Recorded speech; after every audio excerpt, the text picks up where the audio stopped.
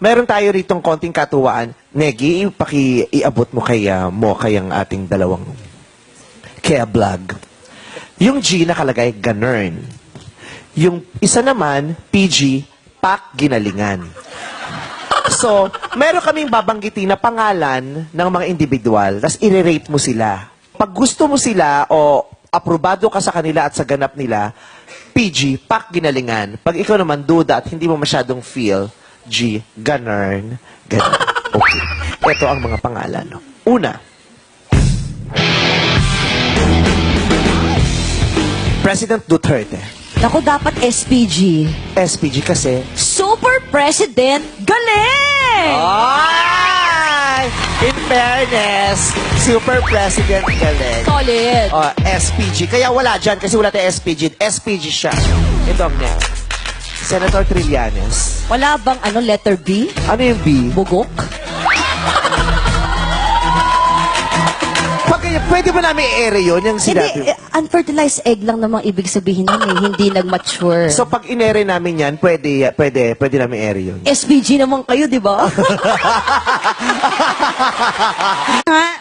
Sa PG or G, Ganern?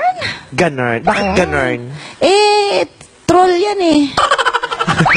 Flat naman yung hair niya. Di ba yung troll nakataas yung Siyang hair? mascot ng troll. Okay. Okay. Pampagulo lang sa Senado. Okay. The views and the opinions of the guests do not necessarily reflect the views and opinions of the host and the show and the network. Okay, next. Manny Pacquiao. G or PG? PG, pambansang kamao natin yan. PG. Pak, ginalingan. Pak ginalingan. Okay, next.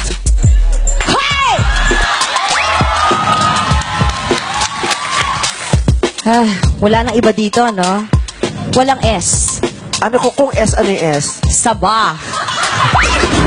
Ganern! Ganern?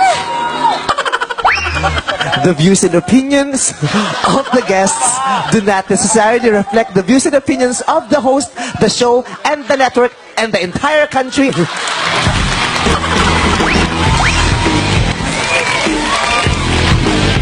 Next. General Bato. Syempre, PG. Pak, ginalingan. Pak ginalingan. Next. Ang ganda! Syempre, G. Ganern. Bakit ganun? Bakit ganun? Syempre, kailangan may patanayan muna siya bilang Vice President kasi ang sabi ng mga taong bayan, puro na lang reklamo, kritisismo.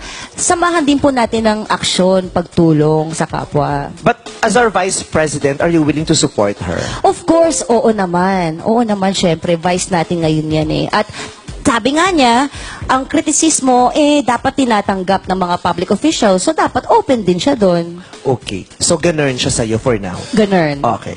Next.